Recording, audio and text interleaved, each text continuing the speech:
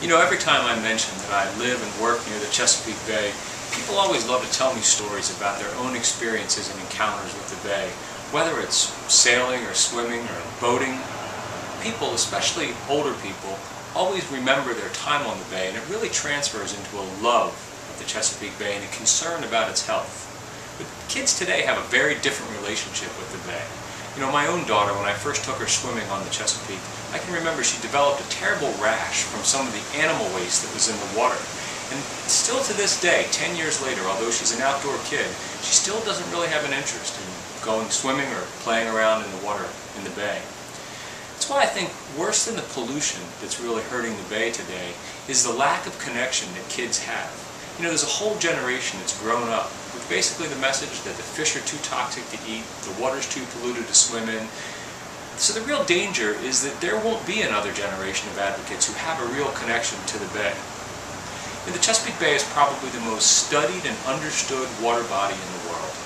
Hundreds of organizations have spent millions of dollars in private money and billions of dollars in governments on the federal, state, and local level.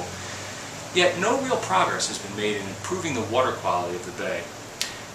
So in 2009, there was finally an effort to change the way we approach working on the Chesapeake Bay.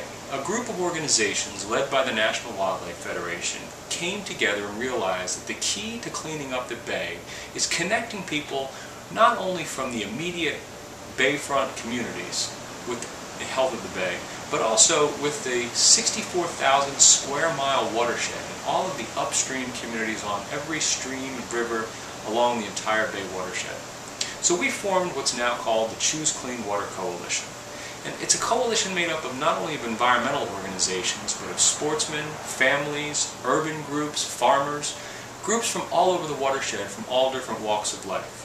And National Wildlife Federation is uniquely positioned to manage such a coalition because as a Big Tent organization, we have the cross-section of members and a reputation that bring people together. You know, with your support, we could really be at a turning point for the health of the bay.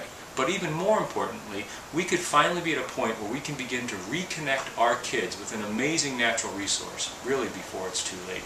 I hope you'll support this coalition. Thank you.